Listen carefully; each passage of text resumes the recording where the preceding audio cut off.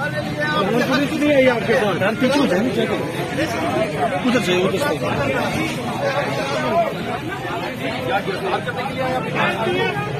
पैगाम अंदर भिजवा दिया, अभी आपके पास आ रहे हैं सारे पीटीआई ऑफिसर्स, अभी आपके पास आ रहे हैं सन भाई, ठीक है, पैगाम भिजवा दिया। हुसैन साहब बताइएगा कि गिरफ्तार करने के लिए आए हैं इमरान खान को, वारंट गिरफ्तारी लेकर।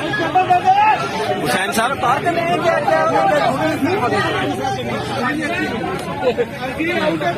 मैं इससे भी पीछे चला जाऊंगा। नहीं, आप सिर्फ ये बता दीजिए कि आप वारंट गिरफ्तारी लेकर आए हैं। पुलिस जो उनकी जमानत पर पहुंच गई है। ये साहब पुलिस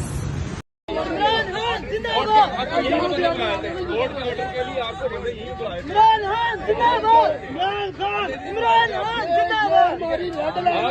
यहाँ से कोई आगे नहीं जाएगा, जाएगा हमारी जानों से। पुलिस नहीं आई आपके पास? पीछे उधर से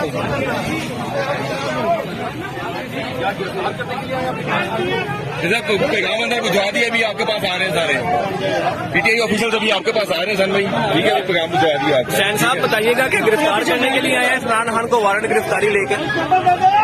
हुसैन साहब